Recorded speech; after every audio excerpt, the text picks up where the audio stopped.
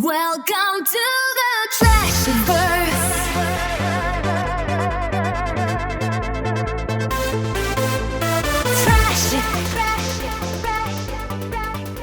On December 3rd, 2009, MTV premiered Jersey Shore. Within weeks, the show's biggest flashpoint was already unavoidable. A preview clip that started circulating online showing Nicole Snooki Polizzi being punched in the face during a bar fight. I remember seeing it and going, that's awesome. Now, what's funny is that MTV didn't show that clip in the episode. It pulled it out even though everyone had already seen the clip. Instantly. You know what this brings to mind? And this will be somewhat random. But the original movie, Major League, had the joke, that ball wouldn't have been out of most parks, name one, Yellowstone, which they then showed in the second movie, but it was cut out of the first. I love when that. The network had already gotten some backlash. And as much as Jersey Shore is the story of a bunch, as I believe Cracked Out would put it, wannabe Gotti kids, it's actually a story of MTV and its transformation, losing of its way, and reformation. So let us go then, you and I, to Act 1, how MTV built a human noise machine.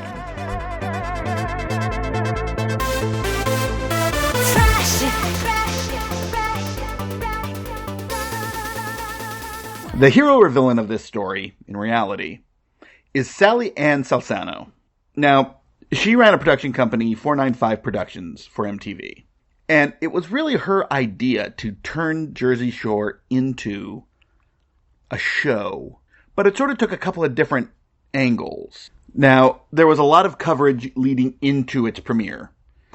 And a lot of it was wanting to do a show about, for lack of a better word, Guidos. And MTV imagined it to be just a show that took the ideas of the real world, Laguna Beach, even Road Rules, and turn it into a Italian-targeted show. This was not the first, of course. There had been many over the years, but MTV was at an inflection point to a degree. It had stopped being music television. I think this is about the same time when it rebranded itself from music television MTV to just MTV. And it had had success with The Real World, with Road Rules, with Laguna Beach, with a whole bunch of reality stuff. And what's amazing is that people say, MTV was music until, 2000 or whatever. When that's not at all true. It had always had both scripted and unscripted programs. Notably, it had WWF Wrestling from at least 1984 onwards. Monty Python's Flying Circus was on there. The Young Ones. And you could name a number of series of early reality type dating back to at least 1989. Hell, Spring Break would almost qualify. But the idea here was to make characters who would go beyond simply the show. They had only done that a couple of times with Road Rules. The big one I think of is Puck. But there were a couple of others who made it sort of bigger. But usually it was, they had the show, once the show was over, they were kind of out there. Now, they cast the show with 8 housemates spending the summer in Seaside Heights, New Jersey. At least the seasons that were filmed on the shore. They moved it around a couple of times. And the idea was that they would have their entire lives documented in much the same way that they had done with The Real World. But these weren't seeing how many different types of characters you could get. It was seeing how many extreme variations on the same type of character you could get. But really the key to it was casting. And first and foremost, there is Snooki. She was easily the breakout star from the very beginning. And the bar fight was sort of the thing that got the public's attention. But she was adorable. She was tiny. I've actually stood less than 5 feet from her, and oh my god, is she tiny. But she's also huge. She's got this personality that's insane, and she has a gorgeous smile. She was really just the major drawing point of drama and weirdness, I think.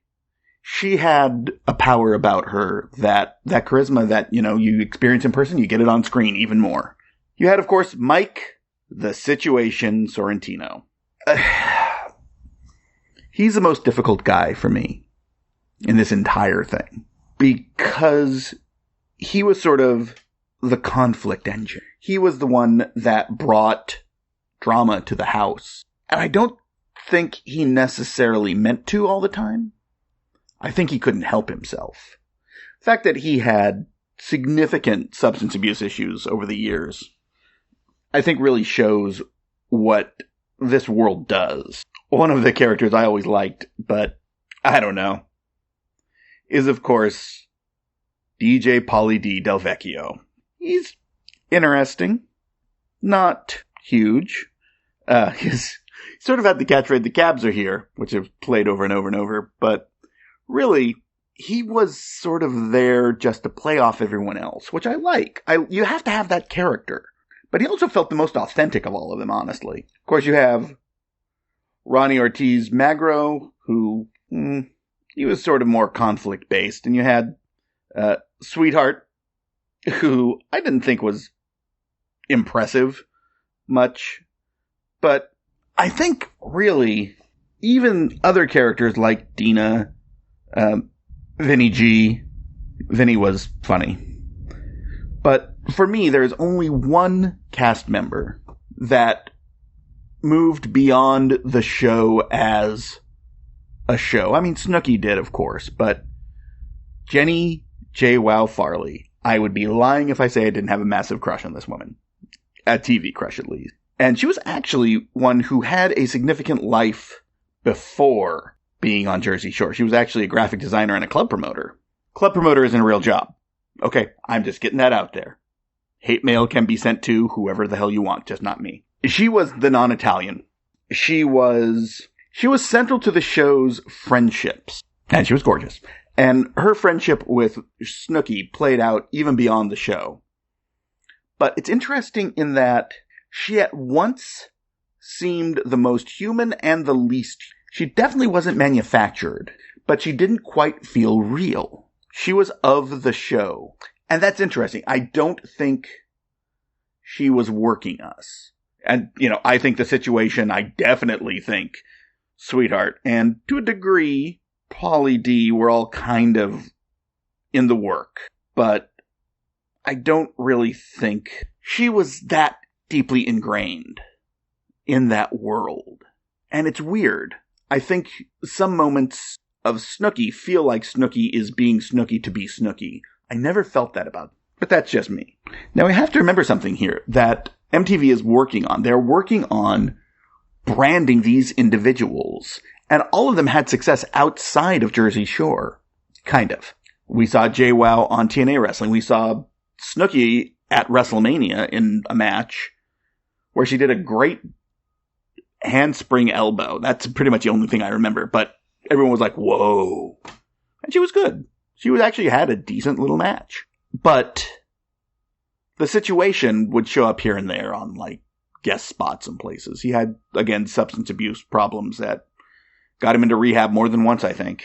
But you also saw something really interesting. You would see Jersey Shore people start to pop up in small indie productions, stuff that would end up at film festivals, for example, straight to DVD stuff. But none of them crossed over outside of the MTV bubble. Snooki and JWoww had 2 series which sort of covered them becoming more adults. The one, was it Moms? Snooki and JWoww New Moms or something like that was actually really good because you got to see the 2 of them being human. And that's the thing. Snooki felt less human in Jersey Shore. But on the 2 spin-offs that she had, she definitely felt more human. What was really interesting here was that Jersey Shore was MTV's cash cow from 2009 through December 2012. Of course, it came back as Jersey Shore Family Vacation, and the franchise sort of stuck. To this day, when you say Jersey Shore, you know what you are referencing. Is it trashy? Absolutely. And I think it's unapologetically so. Again, going back to Springer in particular, it was about presenting extreme concepts of ideas of people.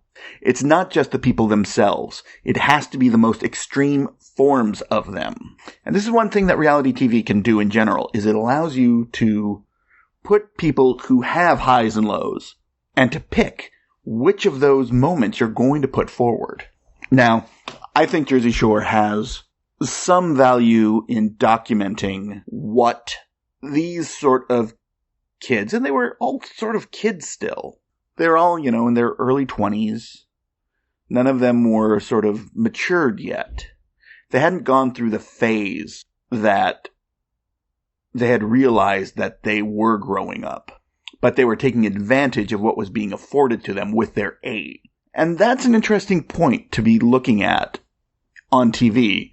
It's what MTV had absolutely done on the real world. And that sort of concept works. Where it gets, in my eyes, more trashy is that they were picking moments not to lead to a triumph, not even lead to a failure. They were just giving you as much as you needed to form a reaction to the personalities being presented. It was about personalities. It was never about a story. That is very different from the real world, especially from Road Rules, any contest thing. Now, MTV is gone, which is a shame. It leaves a cultural footprint that is incredibly significant because it brought things that would eventually become television mainstays, and it categorized them, and it monetized them, and it showed that these can work. In the end, it halfway ended up being destroyed by its own hubris. The amount of times they showed ridiculousness, or whatever it was called, is a very good point. If you look at that, you can company that is in trouble, that doesn't know how to get out of it, so it tries to squeeze every inch of life out of something that works at least. I really think it was the success of Jackass that led to Jersey Shore and all the follow-ons being as successful as they were. And we'll talk about Jackass down the line as being a major cultural touchstone. I kind of hope Jersey Shore folk make a comeback in, not necessarily in a return to the franchise, but in a next generation sort of thing. With MTV gone, it's hard to say that'll ever happen, but you never know. One thing that Jersey Shore had, of course, was the shore. And people forget about this a lot, I think. Jersey Shore required the existence of the Jersey Shore. And having known a lot of Jersey kids, there were a lot of kids like the situation, like JWoww, like Snooki. Like, the shore brings them to it. And that is so strange to me that they could actually make a TV show about that. Because we know these kids. Anyone who's spent significant time on the Jersey Shore, they will know people who fit these things at times when they are there. And that's the key. There is an identity to the shore itself that this tapped into. And then by bringing in these extreme personalities and having them realize that they are being extreme personalities, and that's why they're there, that gave us the entire impact of what the show Jersey Shore became. And I love that.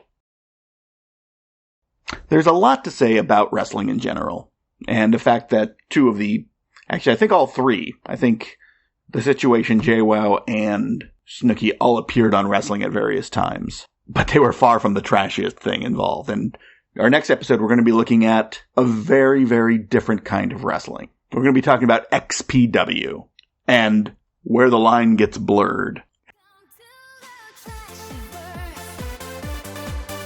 Remember, if you hate yourself for loving it, the odds are it's trashy.